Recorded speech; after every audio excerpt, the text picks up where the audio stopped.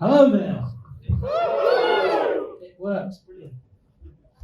Before I start, I'd just like to say I used to come to Prince Charles Cinema a lot, and I haven't been for a while, and it's such a treat to be back here tonight. And it's reminded me what a fabulous cinema this is, and it's reminded me that this is beyond doubt the best way to see a film. Is here a cinema on a screen, not on your phone. So I mean, I was really pleased to be asked to write a piece for this book, this fabulous book, edited by Toby. I was just talking to him. Toby Benjamin, to write a piece about the and you can buy. I think they're still selling copies here. I was really pleased to write a bit about, and I wrote a piece about the script. But I'm even more excited and honoured to be here tonight to actually talk to the man who created all this, the mighty Bruce Robinson.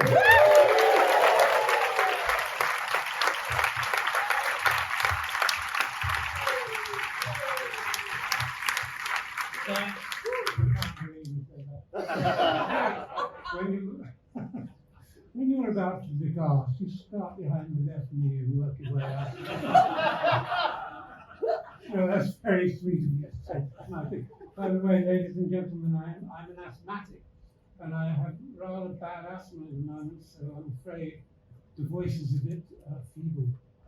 So apologies for that. Don't worry about it. I mean, that was it. That's all we're going to do. Thank you very much to Bruce Robinson. I mean, I can't pretend that I'm going to ask you any questions tonight, Bruce, that you probably haven't been asked a million times before. But nevertheless, these are questions that I want to ask you. And I'm going to do it in a very boring, linear, chronological way. Go through how you ended up making this extraordinary film. First thing, I'm just going to ask, do you enjoy doing this sort of thing, talking about yourself in public? Oh, I enjoy it. Do you enjoy it? Well, no, because very infrequently do I do it.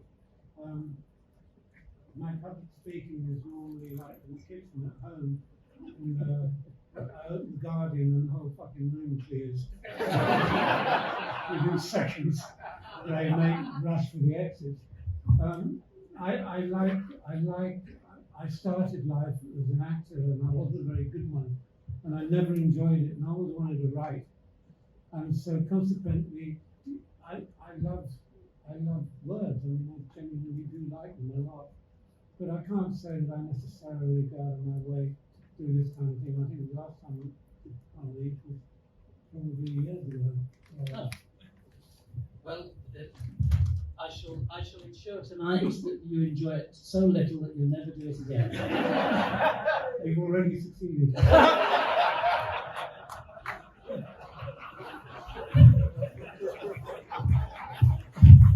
Now, Bruce, you say you started as an actor. You said you didn't think you were a very good actor. I mean, you did quite a few films in the early 70s.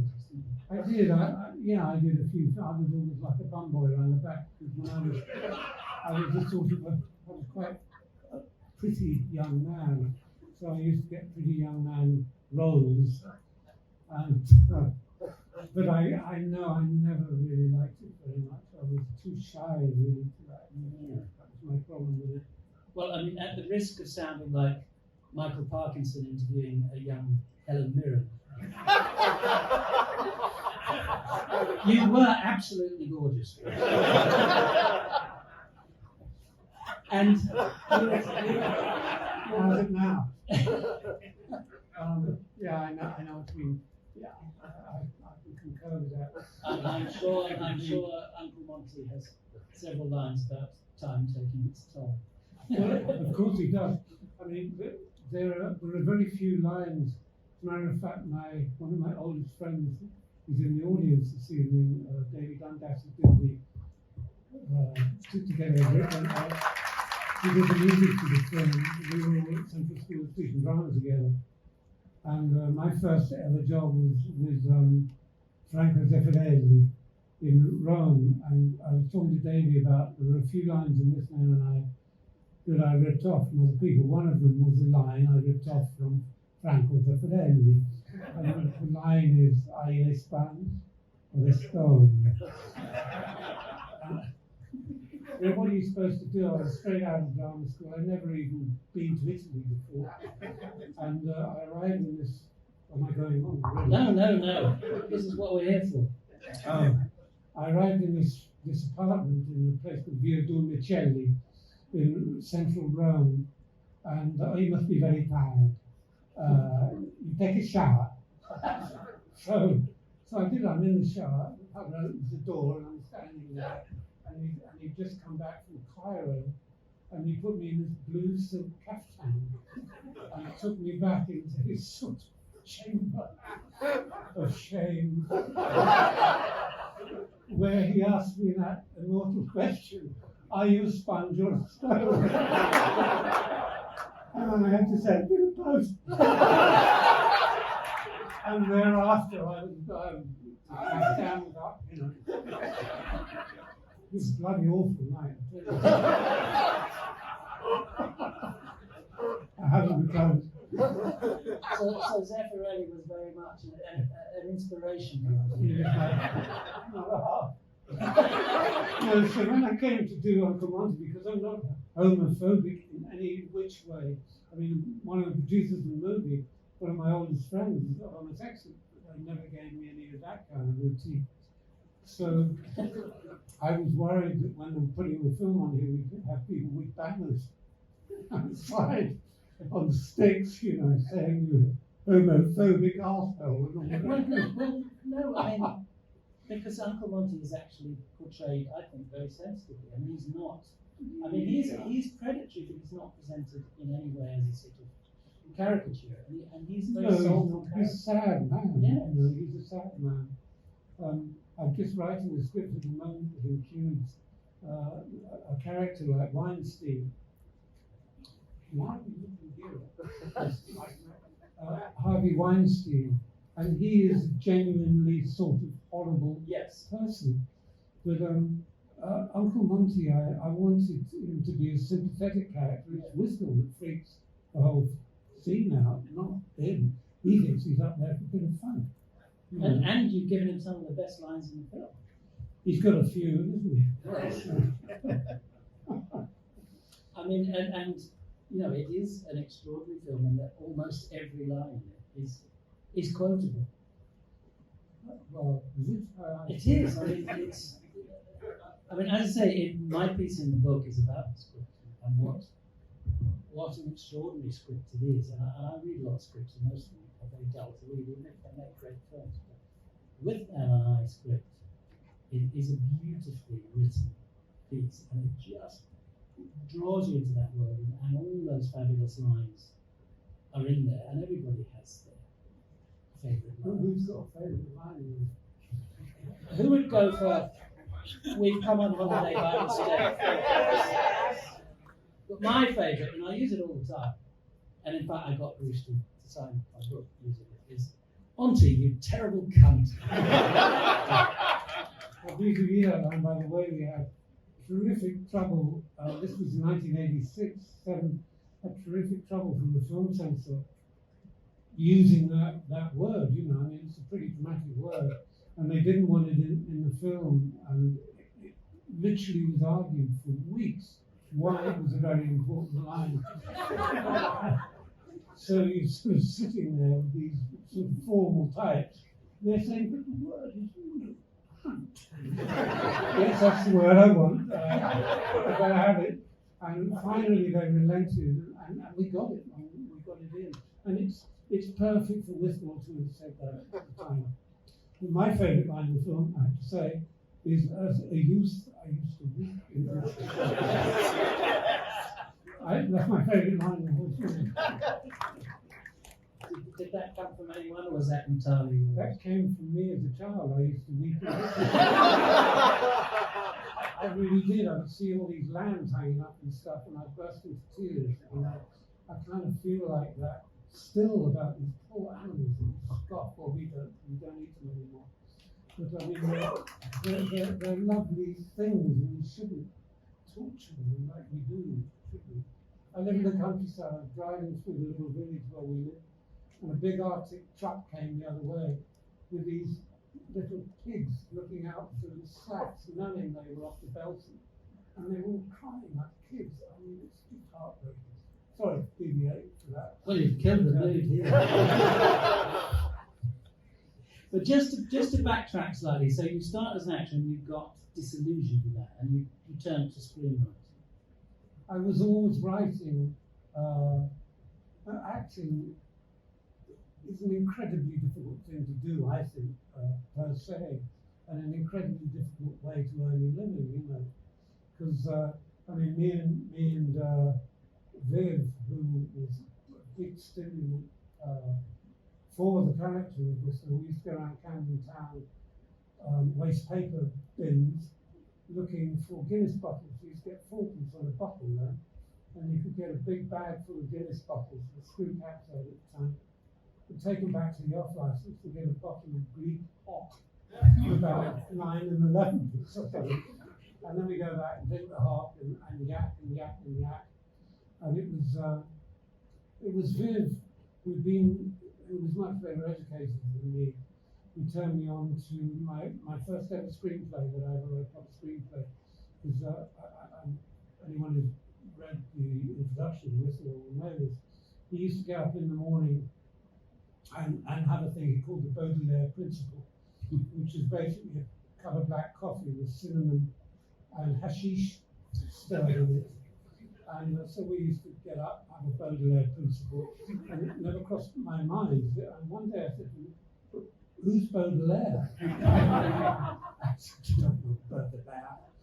You know, I went to a private school, and you're a secondary modern boy." That kind of thing. Anyway, I didn't know who Baudelaire was. I got hold of a book of Baudelaire's poems, and I was hooked instantly on this amazing writing. And so the first thing I would try to write as a screenwriter was a story based on Baudelaire. That was deep in those early Withnail days. And, I mean, what's amazing is if you read your biography anywhere, like on Wikipedia or whatever, it says you decided to turn to script writing, and you were commissioned to write the script for The Killing Fields, and that seems like, you know, that's a huge leap. That was a big film. I mean, how did that happen? It was an incredibly lucky break, and I'd been writing by now. I mean, the Baudelaire script was the first thing I wrote. Carried on completely writing the screenplays, writing back to back, sort of daft stuff. I can't even remember what they were, but they were all sort of weird things. Oh, I know. Private Pirates was one I wrote, which was all about 5 friends who all secretly were pirates, and wouldn't tell their other friends that they were pirates. Finally, they get together and have a pirate raid and all that. So I was writing that kind of stuff. And as a matter of fact, when we went up to the Lake District with my friend Nicky Feast, who was again at Central School with me, as was Mike Elphick, who played the poacher. As already mentioned, Davey, the music was there, and Nicky Feast, who was a really fab actor. And we went up there together to try and write Private Pirates, and failed to do it, of course. And God, it was awful up there. It was so cold. It was like total winter. And the ideas for the Withnail, we were sleeping in the same bed, obviously, because we were frozen cold. And we had the bags on our feet, and I mean, it was absolutely absurd. And then I had this old Jaguar car that went in the ditch. The farmer pulled out and pulled the whole front of the car off. Beautiful old Jag. So, yeah, it was at that time that writing was taking precedence over acting. So what was the piece of luck that brought you to David Putnam and Roman Joffrey? The piece of luck was David Putnam. Well, I'd written a few scripts, and another friend of mine, Andy Birkin, read Withnail and I when it was a novel. And he gave So you wrote it first as a novel? Yeah, I wrote it as a novel on the script. And he gave it to David Putnam. Putnam read it, didn't like it, and said, oh man, you know, the guy can write. Excuse me, I'm just going to try and breathe now. The guy can write, and he somehow went down to his offices and he said, oh, I'll tell you what, I'll give you £8,000 a year if you'll write screenplays for me. And that was like a monstrous amount of money. I was on £4 a week national assistance at the time. So I leapt at it and I wrote 2 or 3 scripts for David Putnam. And then one day he sent through the mail this story in the New York Times about Sidney Schamberg. And he called me up and said, can you write it? And I said, damn, hey, I can. And so I did. Well, and well done. I mean, an Academy Award nomination and a BAFTA for it. That was my first ever thing that I got properly Yeah, that's extraordinary. And you know, I mean, that's a hell of a thing. I mean, that's not a simple film. No, it was tricky. And the weird thing is, I was getting £4,000 off him for a script. And from the Killing Field, suddenly I was getting 250,000 quid within about 6 months. I mean, it was madness. Which was nice. We moved on from pot, I can tell you.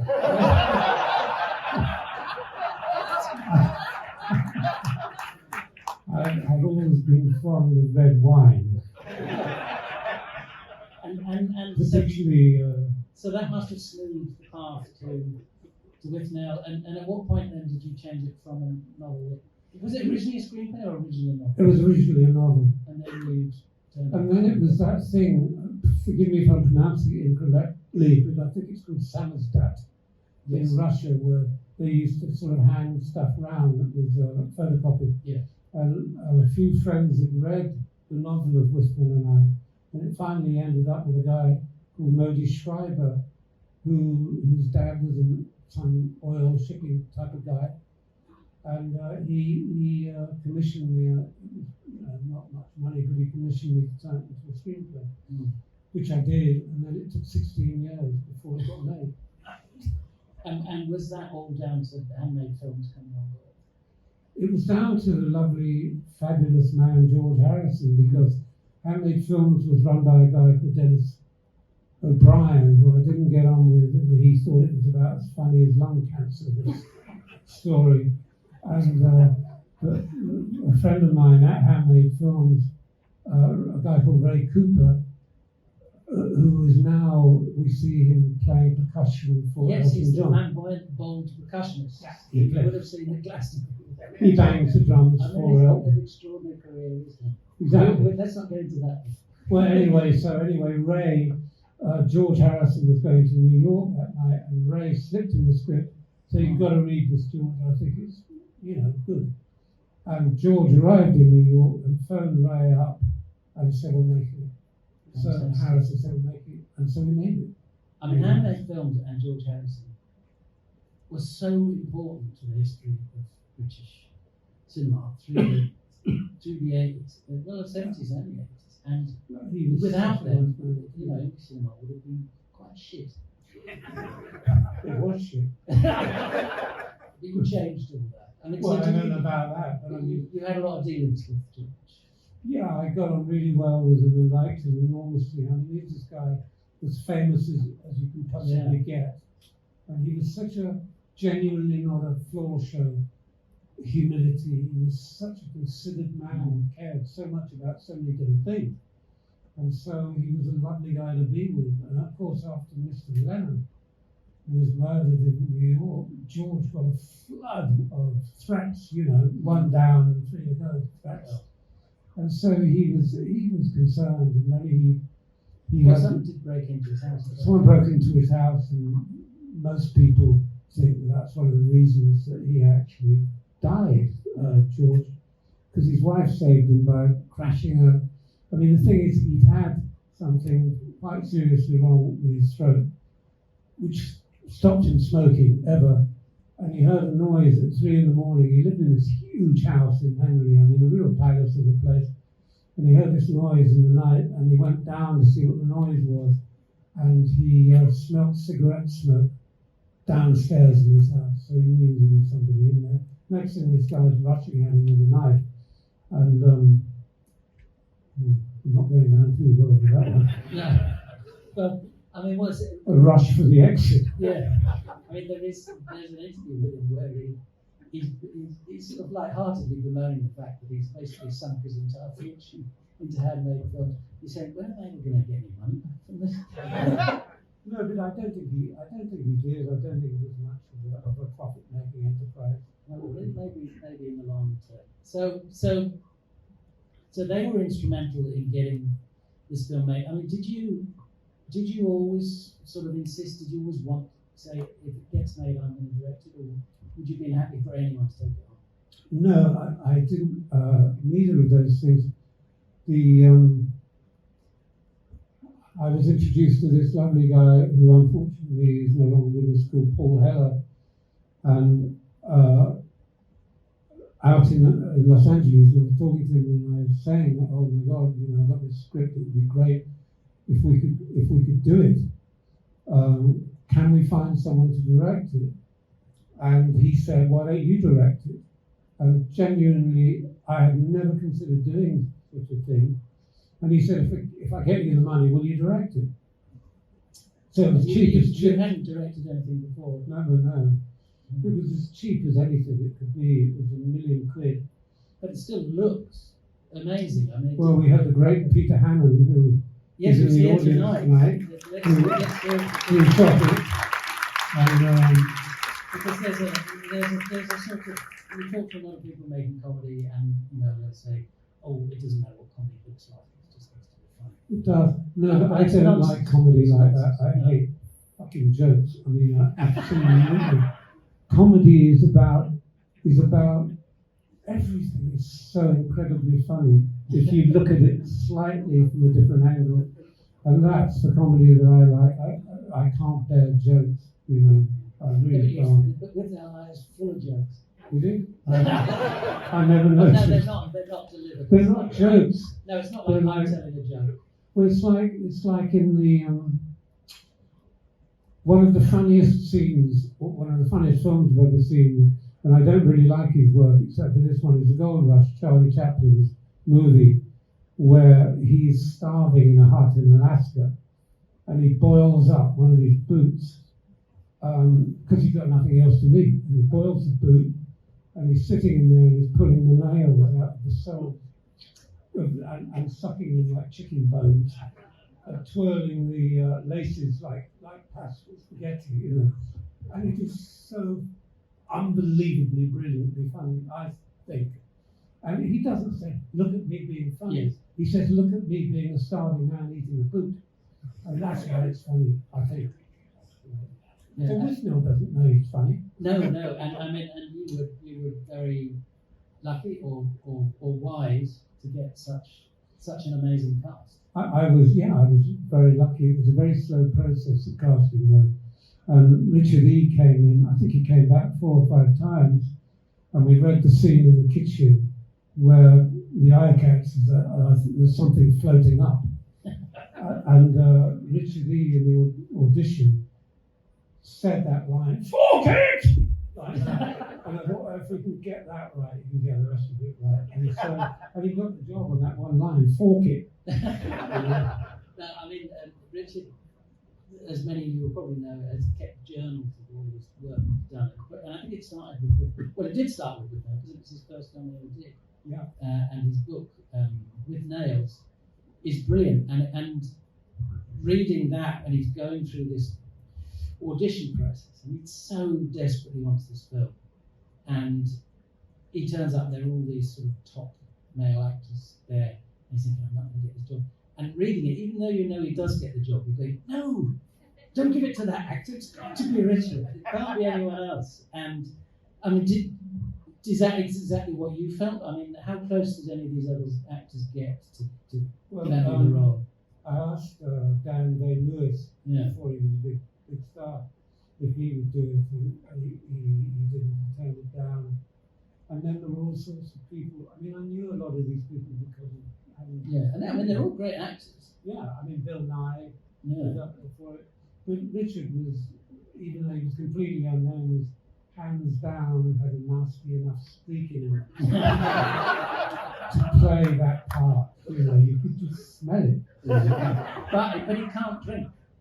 He doesn't know. He can't process. He doesn't have the enzymes to process alcohol. But you, to prepare him for the role, you got him absolutely hammered one night. And I had to clean up the sputum. He went rushing for the door and spewed all over the carpet. And I made him get really drunk. And he thought that it was, I refer to it as a chemical memory, because he'd never had a drink, you know. Yeah.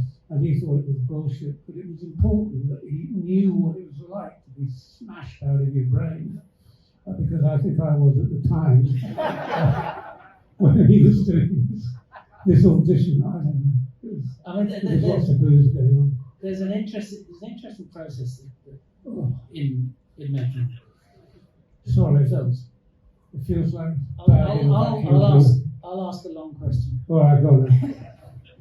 There's Make it a about very 8 minutes, would you? Okay. I've got about 10 pages here. There is an interesting process in script writing, and particularly if your starting point is inspired by a real person, as it was in your case by your friend Vivian. It was inspired by a whole bunch of people, Yes. I must say. And So you have that sort of initial idea of the character, and then you write the script, and then it takes on a life of its own, and it's the character in the script. And then the third stage is where you actually hire an actor to play that role, and they bring a lot of themselves to it, and it changes completely. So how much of a change did that go through to Richard, or did he end up playing the character that you saw? he played the character that I wrote, yeah. I have a kind of a weird way of writing, actually, in that, I don't know if it's weird, maybe everyone does, I don't know. If I'm going to write a character, I'll try and be him as much as I can, and walk up and down, sometimes for days, bullshitting this character, talking like this character, and then the character, my mouth sometimes says things I don't necessarily agree with, obviously, and so sometimes the character will say something I don't agree with. Christ almighty, where did you get that from? And then I'll type that down on a piece of paper, and then I'll bullshit either side of it until I kind of feel there's a scene there, and then I start trying to write it in the right rhythm. Because comedy, I think, is all about the rhythm. It is about the rhythm. There's a musical edge. Absolutely, there is. I had the most gruesome time after Killing Fields. I wrote a film about the atomic bomb. We're not going to go down that street because it's not appropriate to do so. But the guy who directed it had not a clue about rhythm in drama. Not a clue. I mean, it completely fucked the film, frankly. And a few people who are over 50 years old might have seen it, but I haven't seen it. I saw the first 20 minutes. It was so gruesome. I have to leave. I'm sorry for my breathlessness, ladies and gents, but I know it. Well, how much longer? I mean, I could talk to Bruce all night, but you, how much longer do you guys want before you watch the film? Another hour? I don't think Bruce wants to do another hour. But maybe just a couple of final questions. Paul McGann sort of often gets overlooked in this film because I think Richard E. Grant and Richard Griffiths give such extravagant performances, and he's in some ways the most difficult role in that he's our kind of eyes and he's our witness to what's going on. Withnail and I, exactly, there's nothing in the movie that happens that he doesn't see until the separation at the end, when obviously Withnail goes off and he's buggered, and Paul goes on, hopefully, to have a career. I think Paul plays a blindly in the film. I really do, because he supports Withnail. Withnail's got all the fireworks, all the stuff that I mean, on some occasions, we've all been Withnail, haven't we? I mean, we've all sort of had a laugh. I'm being disgusting and you know. That's a whole other interview, I think. The disgusting tales. I was just about to get into it. No, but we've all been Withnail. Yes. We've all done stuff like that. But Paul has to keep the ground. You know, he has to hold the fort all the time with this guy. And hardly in the whole movie, someone pointed this out to me the other day, hardly in the whole movie does he ever go along with Withnail. You know, the only time he does is in the tea room scene where he says, I can't remember whatever he says, he goes along with this. Normally he doesn't though. You know, he's trying to keep Withnail balanced and human. I feel like a big shot in my head. He doesn't get lines like that. No, but you know, he is us. I mean, you say we're all Withnail. I've probably spent more time being Marwood than Withnail. Well, I mean, I feel like I'm sort of both of them because they're fictions, you know. They're not like, I wasn't running around with a notepad and a pencil after anybody in those days. You sit down and you write with others. And you hope that it comes alive. Yeah, I mean, we struggle to get that. Yeah. I mean, I hadn't thought about that before, and maybe that's why that ending scene is so powerful. It is the first time they're properly separated, and Withnail is alone. Yeah, except for the wolves. What? Except for the wolves. The wolves. Well, he does a soliloquy to the wolves. Oh yeah, that's when Ma was not there to see it. Yeah. Because that was very consciously done to say, this is over, boys. You know, you are not Withnail and I. You are Withnail and he's gone. You know, that was very, very conscious. And it's sad, you know. It's a sad thing, that. And also, I mean, like that end, working very hard with Richard I adore Shakespeare, but I can't bear actors acting Shakespeare. I just crawl when they act Shakespeare rather than the fucking character, you know. Please don't do me your Shakespeare. You know, if you're playing, I don't know who you're playing, play the character. And so to get Withnail playing his Hamlet, which Richard does brilliantly at the end, is no mean feat. I mean, he pulled that off. And that's a very difficult thing to do, I think. I mean, that magnificent run of words. It's almost unbelievable, isn't it? Don't you think? No, it is. I mean, it is extraordinary, and you know, because there's so many other great scenes and lines that people sometimes forget that, and then you get to it at the end of the film, it's like, oh wow. Yeah, he knew a thing or two, didn't he? He did. I'm going to have to stop, ladies and gents. I just can't get the air.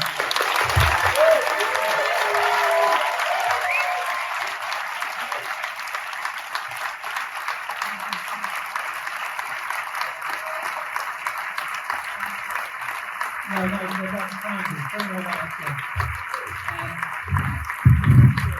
I know that we were going to get questions from you guys, but I think Bruce has been so generous this evening and has given us such a fantastic insight into that process. And I could have talked to him all night, but Bruce couldn't. But yes, so one more round of applause for the amazing. And enjoy the film.